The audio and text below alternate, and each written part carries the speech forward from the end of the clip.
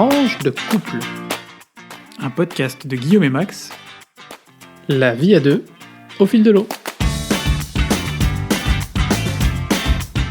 Bonjour et bienvenue sur ce nouveau podcast qui, vous l'aurez compris avec la bande-annonce, traite de la vie de couple. Notre vie de couple. Nous, c'est Guillaume. et Max. On a tous les deux la trentaine et déjà une petite expérience de la vie de couple. Pourquoi un énième podcast sur la vie de couple ? En fait, il n'y en a pas tant que ça. L'idée nous est venue cet été, alors qu'on découvrait un podcast très drôle, réalisé par Magali Bertin et Seb Melia, et intitulé « 1 heure avant la rupture ».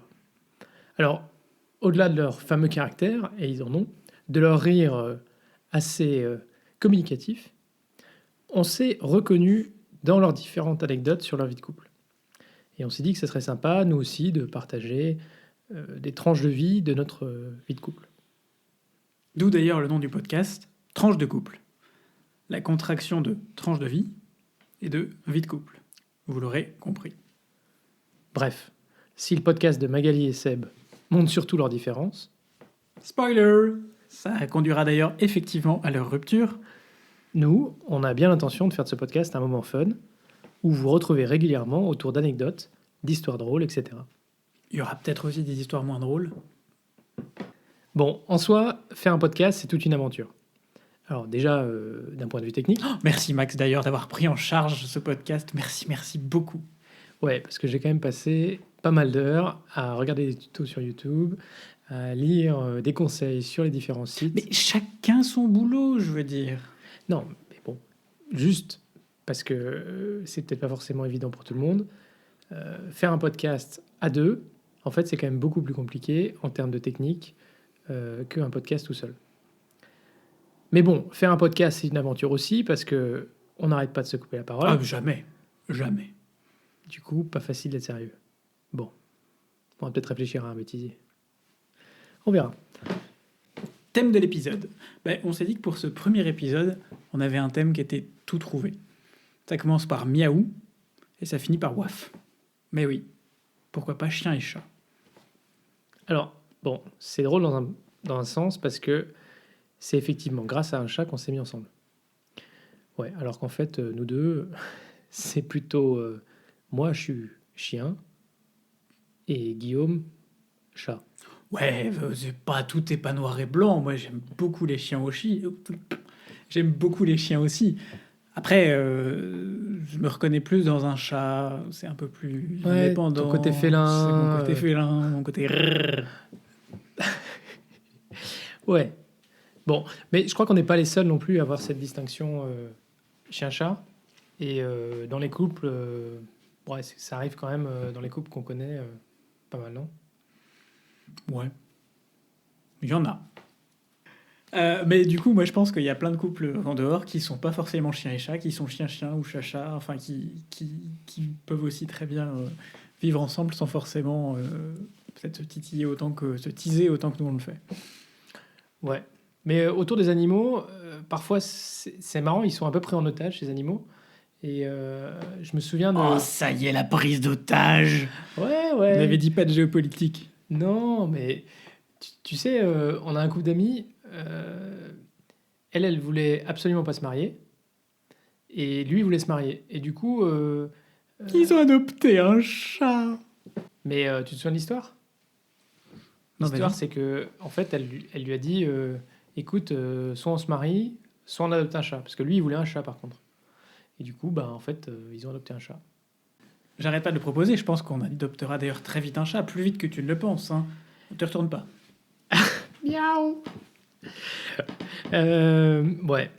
Bon. Mais nous, ouais, chien et chat, ça nous ressemble un peu aussi dans notre quotidien, non ? Aussi peu. On se chamaille pas mal. On se prend un peu là. En fait, on se prend jamais vraiment trop la tête. On n'a jamais de grosses engueulades qui durent où chacun dort de son côté, où on se barre chacun. Ouais, on se met quelques petits coups de griffe, quoi. Ouais, c'est ça. Ouais. Enfin, globalement, ça participe aussi à l'équilibre de notre couple. C'est vrai. Et c'est tellement établi que finalement, même nos amis, ils sont assez habitués à ça. limite quand on s'engueule pas Mm. ou quand on se chamaille pas, on va dire. Plutôt. Ça arrive aussi. Mais c'est un peu Euh, flippant, je pense, pour eux. Ouais, c'est ça. Ils se disent mince, qu'est-ce qui se passe? Il y a une fatigue, il y a un truc. Ouais, Mm. ils sont au bord de la rupture. Logique, quoi. Ouais. Puis bon, bah, on est un peu différents aussi, peut-être dans d'autres aspects de notre vie. Bah, les rythmes, par exemple, à tout hasard. On a des rythmes de travail qui sont assez différents. Enfin, non, on a des rythmes de travail qui sont parfois assez denses, mais jamais en même temps. C'est-à-dire que quand moi, C'est vrai. je bosse dans la culture, je bosse beaucoup le soir, les week-ends. Max, il travaille régulièrement aussi, mais plutôt tard le soir, mais ce sera jamais en même temps. C'est-à-dire que quand moi je vais bosser tard le soir une semaine, bah, Max il va rentrer tous les jours à 18h. Ce qui est très très très tôt pour lui. Ouais, c'est quand même rare, hein, 18h. C'est bien ce que je dis. Ouais, et puis c'est vrai que maintenant on découvre dans ton nouveau boulot là, les week-ends en décalé. Mais ça me fait penser je sais pas si tu vois ce mème sur internet de Maggie Smith dans Downton Abbey, où tu vois qui est la vieille douairière du château qui pose la question But what is a weekend? Ça, c'est un peu la vie et la culture. Ouais, bon, après, je pense que certains travaillent dans le commerce, par exemple, et du coup, ils sont aussi, samedi, ils travaillent aussi, et ils ont peut-être le lundi, comme toi, de Très férié. pratique le lundi. Tous les magasins sont fermés. Ouais. Mais du coup, c'est vrai qu'en rythme, enfin, pour le rythme de notre couple, c'est quand même un peu différent, quoi. C'est pas, voilà. Bon, du coup, je fais les courses, quoi. Bah, et au moins, l'avantage, faut voir, hein, c'est que j'ai mon planning quasiment jusqu'en 2021. Hein. Je peux vous dire quand est-ce que je vais travailler en soirée jusqu'en 2021. Ouais, alors que moi, c'est beaucoup plus flexible, on va Mm. dire. Ouais. Et puis. Tu peux pas dire que t'es pas prévenu en avance pour moi. Non. Même si on a vaguement entendu parler du concept de soirée à deux ou de sortie avec des potes, c'est pas forcément toujours simple avec nos rythmes décalés. Donc la vie sociale, elle est un petit peu changeante, quoi. Ouais, après, je pense qu'on n'est pas non plus à plaindre. Alors, au-delà du thème de l'épisode du jour, on a plusieurs rubriques qu'on aimerait aborder de manière récurrente dans notre podcast. Et la première, c'est en fait de vous parler de notre vie d'expatrié. Ouais, parce qu'on a oublié de vous dire, mais on est expatrié. Donc, ça évoque peut-être pour vous, je sais pas moi, l'exotisme, Les cocotiers, les palmiers, une plage à sable blanc. le soleil, la différence. Enfin, vous emballez pas non plus. Hein. Chez nous, c'est plutôt la friterie, les spéculoos, les sorties chez Paris Daïsa. Ouais, on habite en Belgique. Bon, et c'est vrai que c'est quand même une expatriation, même si on aurait l'impression que finalement, bon, c'est comme si on habitait en France. Ouais, parce qu'on est français en fait à la base. Donc, on vous propose dans cette rubrique, De vous dire tout simplement pourquoi la Belgique n'est pas la France. voilà. Voilà. Alors peut-être pour ce premier épisode, qu'est-ce qu'on va... On peut peut-être commencer par quelques Bah, généralités. ouais, on peut faire ça, oui. Déjà se dire que, bah oui, la Belgique, c'est 1h20 de Paris, oui, parce que Paris, c'est la France, c'est bien connu. Donc c'est vraiment juste à côté, on a l'impression que c'est... En Thalys, hein. Oui, en Thalys. Ou en roulant très vite, trop vite. Non, plutôt 3h40. Donc c'est 1h20 de Thalys. Ici à Bruxelles, on est dans une bulle, puisque la majorité des gens parlent français, mais on est quand même... La région de Bruxelles est une région qui est elle-même encastrée dans la région flamande, où les gens sont à majorité néerlandophones. Et la Belgique est un pays bilingue, enfin en réalité trilingue, puisqu'il y a 3 langues officielles, le français, le néerlandais et l'allemand. Ouais, c'est vrai qu'on parle souvent du français et du flamand, mais on oublie aussi que l'allemand est une langue officielle de la Belgique. Donc on parle d'un pays avec 2 grosses régions culturelles, mais en réalité, ça se voit encore plus à Bruxelles. C'est pas 2 cultures, c'est une myriade de cultures qui sont ajoutées au fil de l'eau, au fur et à mesure de l'histoire, autour d'un pays central en Europe, et pour l'Union européenne, où du coup plus de 179 nationalités cohabitent. Vous aurez noté le 179, pour ceux qui ont besoin d'un décodeur, 179. Ouais. Et une architecture quand même qui est quand même parfois proche de celle qu'on peut rencontrer dans le nord de la France. Oui, absolument. Par exemple, on ne se sent pas tellement dépaysé finalement si on va à Lille ou si on va à Bruxelles. Il y a d'assez fortes similitudes. Plein de petites maisons les unes à côté des autres, qu'on appelle ici des maisons de maître. C'est très joli. C'est très cher aussi. Ah bah tiens, c'est une bonne transition vers notre prochaine rubrique. Parce qu'effectivement, ça fait 4 ans qu'on habite à Bruxelles. Et c'est vrai que vu qu'on a tous les deux changé de boulot récemment, on se dit qu'on est là pour un petit moment. Donc on s'est mis en tête qu'on allait voilà, chercher à acheter.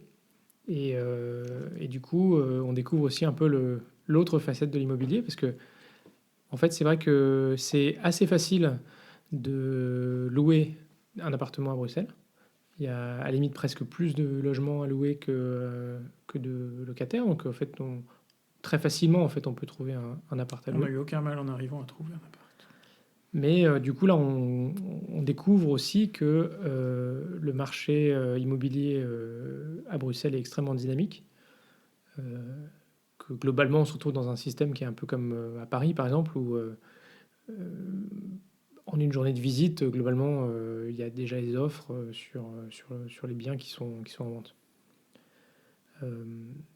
Alors, le contexte aussi est quand même, il peut aider, parce que c'est vrai que comme les taux sont encore très bas, ça... Favorise les achats de maisons. Donc en fait, nous, on cherche à acheter dans une des communes de Bruxelles. Il faut savoir que la région de Bruxelles, elle est composée de 19 communes, ce qu'on appellerait en France plus ou moins des arrondissements, et que nous, on habite dans une de ces communes autonomes de la région de Bruxelles, qui s'appelle Ixelles, qui est coincée entre Saint-Gilles, Bruxelles-Centre, Etterbeek, et non pas Etterbeek, ou Etterbeek. Ah, ça, les prononciations, on y reviendra une fois, je pense. Très important. Charline, si tu m'entends. Et que c'est une commune, c'est vrai, qui est assez demandée et où le prix de l'immobilier est plutôt cher par rapport au reste de Bruxelles. Mais on y a une certaine qualité de vie quand même qu'on apprécie. Ça fait un peu sentiment d'habiter dans une grande ville tout en ayant une ambiance vraiment une vraie ambiance de quartier, un peu petit, pas petit village, mais Ouais, et je me disais que, en fait, arrondissement, c'est plutôt parce qu'à l'origine, c'était des villes distinctes, mais qu'aujourd'hui, on passe de l'un à l'autre sans vraiment voir de séparation physique. Et qu'il y a d'ailleurs certains éléments qui sont gérés en commun par la région Bruxelles-Capitale. un jour on vous parlera du millefeuille administratif belge, mais pas aujourd'hui, ce serait trop long. Malgré tout, les prix dans la capitale belge sont clairement en hausse. En 5 ans, le prix des apparts a quand même augmenté de 17%. Donc il faut quand même qu'on tarde pas trop à trouver quelque chose. Et, Il a bien préparé son truc. ouais, t'as vu, j'ai fait quelques petites recherches. Donc du coup, dans cette rubrique, voilà, on vous parlera de l'actualité de notre recherche. Et on espère qu'un jour vous pourrez suivre aussi l'actualité de nos travaux. ouais, Ça ce sera encore une autre paire de manches. Alors bon, peut-être que d'ici au 31 octobre, il y a des logements qui vont se libérer à Bruxelles avec le Brexit. Peut-être qu'on pourra en profiter. Oh, ça c'est formidable ça. Justement, on allait passer à la rubrique suivante parce qu'on s'est dit, vu l'actualité en ce moment, pourquoi ne pas faire une rubrique sur le Brexit? Really? Mais on s'est dit que ça marcherait d'autant plus que, si on est un peu honnête, le Royaume-Uni et l'Union Européenne, c'est un peu comme chien et chat. Oh, pas mal trouvé. Bien, ouais. Boum. Ouais, c'est vrai que c'est un peu un je t'aime moi non plus. Tu te souviens de ce mème sur Internet avec le chat qui veut sortir Ah oui. et en fait Le on lui ouvre la chat. porte et puis finalement il veut plus sortir. Ouais. Et bien en fait je trouve que c'est une bonne image du Brexit. Bon, par extrapolation c'est peut-être aussi une bonne image de la relation entre le Royaume-Uni et l'Union européenne. Mais c'est vrai que plus les jours avancent et plus il est difficile d'avoir une vraie certitude sur qu'est-ce qui va se passer le 31 octobre au soir. Attends, laisse-moi regarder mon agenda. Pour l'instant, j'ai rien. Je suis libre. Bon. Si tu peux m'inviter au resto. Donc... oh, la suggestion. Bon, donc voilà, on pense qu'on a quand même des rebondissements sur lesquels on pourra réagir et qu'il reste encore quelques semaines pour pouvoir faire le point. Et puis, l'actualité récente, c'est quoi, Guillaume ? Bah, ça tombe bien parce que hier, donc 16 septembre, Boris Johnson était au Luxembourg. Il a notamment rencontré le Premier ministre Xavier Bettel. Mais il trouvait que l'ambiance de la conférence de presse à l'extérieur était un peu trop bruyante pour lui, et donc il a juste décidé de zapper. Ben ouais, il y avait quelques personnes qui devaient probablement pas tout à fait aller dans son sens, donc il s'est dit, après tout, ça sert pas à grand-chose de faire une conférence de presse. Ouais, d'ailleurs, la séquence était quand même assez bizarre, parce que quand même, finalement, Vettel, il a fait sa conférence de presse avec le podium vide à côté, et il lui en a quand même mis plein les dents. Mais bon, Diplomatiquement, on dirait peut-être ça autrement, mais bah, après, moi, j'ai trouvé ça plutôt pas mal, que pour la première fois, il y a quand même un dirigeant d'un pays de l'Union européenne qui dise tout haut ce que tout le monde pense tout bas. bon, c'est pas le premier. Macron l'a fait aussi, mais c'est vrai que du coup, il se sent un peu moins seul. Ouais, Macron l'a fait de manière un peu plus Policé. diplomatique au niveau, Hmm. enfin, de manière publique.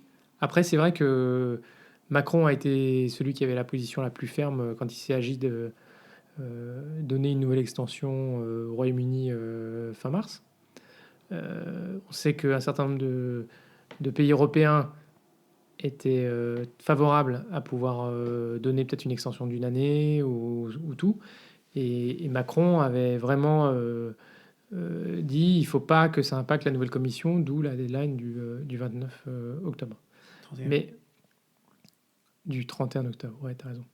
Mais du coup, se posera quand même un peu la question de savoir, voilà,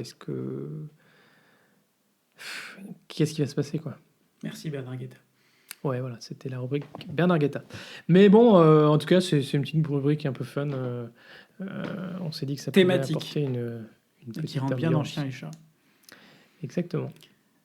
Et puisqu'on parle de Chien et Chat, bon, c'est dommage parce que ma transition était toute trouvée si on avait fait ce podcast il y a un an avant. On a visité une très belle exposition il y a un an avec des photographies de chats dans probablement le plus beau musée de la photographie de Belgique, qui est situé à Gosselies, à côté de Charleroi.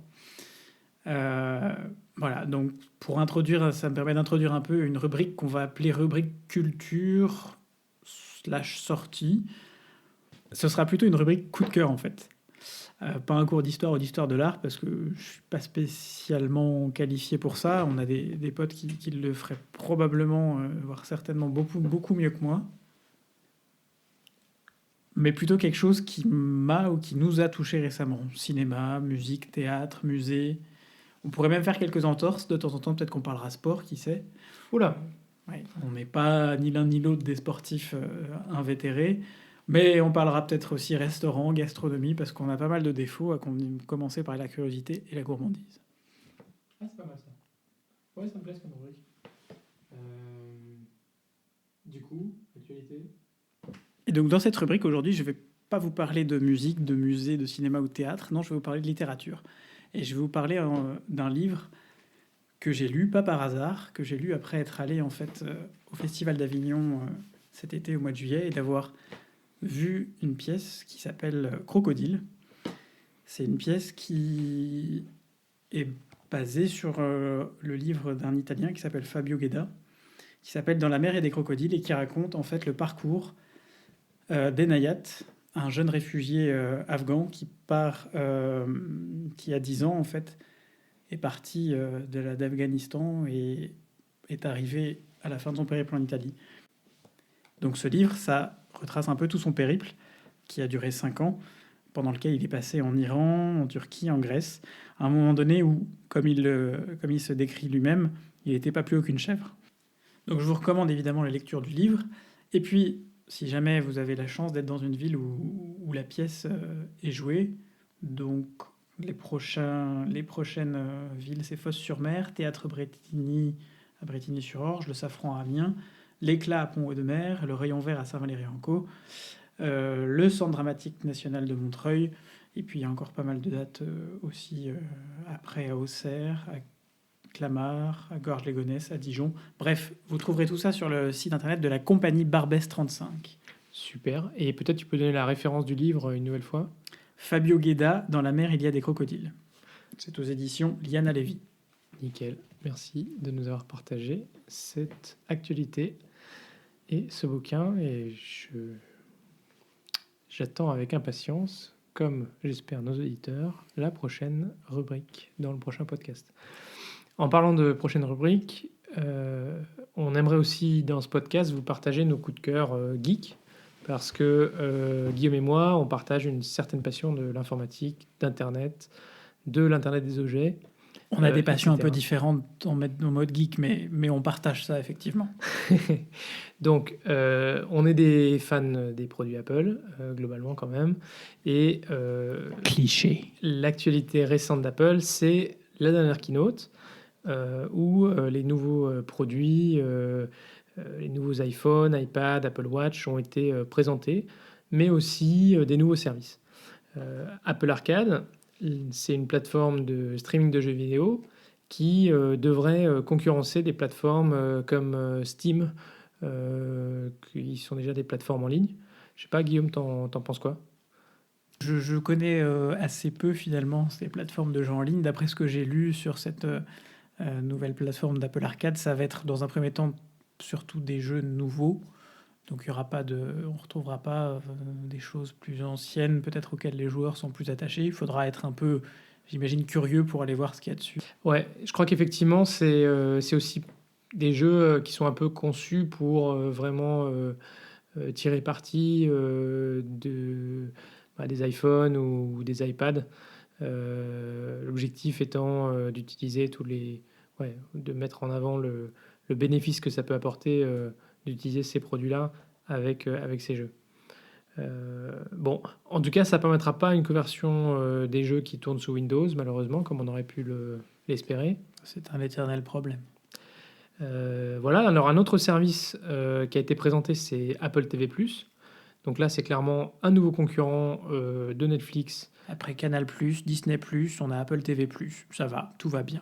Bon, avec néanmoins quand même un prix nettement inférieur, hein, puisqu'on parle de 4,99 € par mois. On refait le bilan au bout de 3 ans. Et alors, ils ont fait une petite stratégie intéressante, qu'on expliquera, mais si tu achètes aujourd'hui un nouvel iPhone, un iPad, un iPod ou un Mac, tu as une année d'abonnement offerte. Alors, en fait, c'est intéressant parce que ça veut dire que dès la première année, Apple TV+ aura un nombre d'utilisateurs qui sera relativement élevé, en fait. La question, c'est combien accepteront de payer au bout de 12 mois. Exactement. Bon, alors c'est sûr qu'au début, ils ont, je crois, visiblement acheté un fonds de catalogue. Donc, il faudra voir un peu ce qu'il y a dedans. Mais quand même, ils mettent le paquet en termes de contenu parce que ils vont quand même investir 6 milliards de dollars dans le service. Donc, logiquement, on devrait quand même avoir pas mal de créations. Rappelle-moi, c'est quoi notre budget appartement déjà ? Ah, pardon. Tu fais des liens. Ouais. Donc, en fait, par rapport à Netflix ou Canal+, ou Disney+, finalement, on peut voir que leur objectif, c'est d'apporter des services sur leurs équipements. Donc, c'est une stratégie qui peut être intéressante pour en fait apporter des arguments supplémentaires à l'acquisition d'un produit Apple plutôt qu'un produit qui est proposé par d'autres concurrents. Donc voilà. Et puis à noter que tu sais qu'il y a la directive européenne sur les médias audiovisuels. Donc globalement, à partir de 2020, ils devront proposer 30% de création européenne. Et côté français, je crois que c'est 17% de création purement française. Donc il faudra voir un peu le niveau de création qui sortiront. Est-ce qu'ils s'associent avec des acteurs français, est-ce qu'ils font des coproductions, je sais pas, avec Canal+, ou comme on a pu le voir. Peut-être il y a des choses entre Netflix et Canal+. Après, je mets juste une petite... c'est très subjectif, hein, mais je me permets de rappeler que c'est pas parce qu'on a 30% de création européenne que c'est 30% de bonne création européenne. À tout hasard, je sais que c'est un peu cliché, mais je rappellerai le Marseille de Netflix qui a quand même fait un bid monstrueux, qui était la première, je crois, création française. Ouais, mais ils ont choisi Netflix. Gérard Depardieu aussi, ça aide pas. Gérard Depardieu a eu et a des très beaux rôles. Simplement, c'était pas manifestement son jour de gloire, c'est certain. Ouais. Et bien sûr, bon, comme tu l'as rappelé aussi, il y a Disney qui proposera son service à partir du 12 novembre. We are the world. Voilà. Alors là, je pense qu'on en reparlera, mais Guillaume va nous faire... Non, moi avec Disney, je suis dans une stratégie physique. Disney et moi, c'est physique. Voilà, donc Des c'est pour ça DVD, des Blu-ray. c'est pour ça qu'il nous faut un grand appartement. Mais là, il y a une petite polémique quand même ou une incertitude sur le prix de l'abonnement, puisque si Disney affiche son abonnement à 6,99 $ aux États-Unis, il y aura des rumeurs qui laisseraient entendre que ce prix serait quand même plus élevé en Europe. Bon, en même temps, il y en a d'autres, je ne citerai pas de nom, mais qui font pareil pour vendre leurs produits et ça marche très bien. Ouais, c'est vrai. Et puis... Ça commence par un, ça finit par un E. Quoi, tu fais référence au prix des iPhones à 699 $ qui en fait seront à 7 euros 7 euros en Europe. Ouais, mais bon, en fait 699 $ c'est sans la TVA en fait. Donc ensuite il faut la rajouter. Ouais, c'est toujours le trick. Hein. Bon, et puis dans cette rubrique, je voulais aussi parler d'une autre nouveauté d'Apple qui va bientôt débarquer, c'est iOS 13. En fait, pour tout dire, je suis assez impatient de le tester parce que c'est vrai que, bon, certes, il y a des évolutions sur l'iPhone qui vont être assez sympas, je pense au mode sombre, mais sur l'iPad, j'ai vraiment l'impression de ce que j'ai lu et de ce que j'ai vu dans les tutos qui ont été présentés, qu'il y a un espèce d'effet révolution, parce que tu vas pouvoir utiliser en fait l'iPad vraiment un peu plus comme un ordinateur avec du multi-app réel. Tu vas pouvoir ouvrir plusieurs applications, plusieurs fois la même application, ce qui aujourd'hui n'est pas possible. Donc je me dis que ça pourrait être assez sympa, mais bon, il faudra voir comment finalement on n'arrive pas à prendre ça en main. Et malgré tout, ces derniers jours, la rumeur sur iOS 13, c'est plutôt la faille de sécurité qui fait les devants de l'actu. On espère surtout qu'ils vont réussir à trouver la faille de la faille. Avant la résoudre la faille, quoi. Ouais, c'est ça. Ouais, avant la sortie finale, effectivement. Voilà les amis, c'est terminé pour ce premier épisode. Alors, on espère que ça vous a plu. On a prévu de faire une diffusion de notre podcast tous les 15 jours. Mon Dieu, on n'est pas sorti de l'auberge. Exactement. Donc, on sera ravis de vous retrouver prochainement. N'hésitez pas à partager le podcast, à mettre un commentaire sur les plateformes de diffusion, de partager le podcast sur les réseaux sociaux. Ça permettra de le faire connaître, surtout que là, au début, je pense qu'on va peut-être avoir 1 ou 2 abonnés, je sais pas. N'hésitez pas aussi à nous faire vos remarques, réflexions, suggestions, des idées pour l'une ou l'autre rubrique. Vous pouvez le faire via notre compte Twitter, donc tranche le chiffre 2, couple au singulier sur Twitter, et tranche 2, le chiffre 2, donc couple au singulier @gmail.com pour nous les envoyer par email. Exactement. Et puis si vous avez des questions, on sera aussi ravis de rajouter la réponse à vos questions dans nos prochains podcasts. Vous inquiétez pas, malgré tout, on a choisi un thème un peu ardu pour commencer, chien et chat, mais on est quand même ensemble depuis 9 ans, 3 mois et 29 jours. Et on ne manque pas de projets qui ont du chien. Allez, à bientôt, prenez soin de vous et à la prochaine.